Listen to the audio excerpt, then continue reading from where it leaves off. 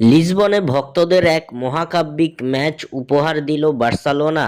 যেই ম্যাচে জয়ের সম্ভাবনা ছিল ক্ষীণ, সেই ম্যাচটাই বার্সা ছিনিয়ে নিয়েছে ব্রাজিলিয়ান বয় রাফিনহার জাদুগরি পারফরমেন্সে। ইউএফা চ্যাম্পিয়ন্স লিগের ম্যাচে পর্তুগিজ ক্লাব বেনফিকার সামনে শুরু থেকেই যেন অসহায় আত্মসমর্পণ করে বার্সেলোনা। শুরুতেই 3-1 গোলে পিছিয়ে পড়া বার্সেলোনা সমর্থকরা ভেবেই নিয়েছিল এই বুঝি শেষ, জয়ের সব আশা ভরসা। তবে তাদের আশাকে জিইয়ে রাখার দায়িত্ব যেন কাঁধে তুলে নিয়েছিলেন ব্রাজিলিয়ান পোস্টার বয় রাফিনহা। যেই বার্সেলোনা ম্যাচের দ্বিতীয়ার্ধে পিছিয়ে পড়েছিল 4-2 গোলে, সেই বার্সা যেন ম্যাচের শেষাংশে হয়ে ওঠে এক অবিশ্বাস্য দল। বেনফিকার বিপক্ষে এদিন বল দখল ও আক্রমণে আধিপত্য দেখালো। প্রথমার্ধে প্লাভিদিজের হ্যাটট্রিক পুরোপুরি ভেঙে দেয় বার্সার রক্ষণভাগ, তবে দ্বিতীয়ার্ধে ব্যবধান কিছুটা কমায় রাফিনহা।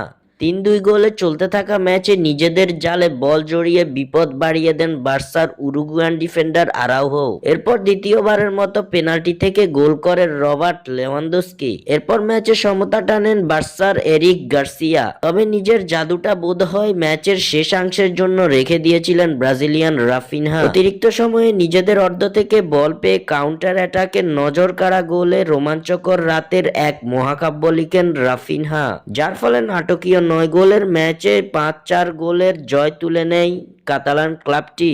স্বাক্ষর থেকে সাদবিন ইসলাম।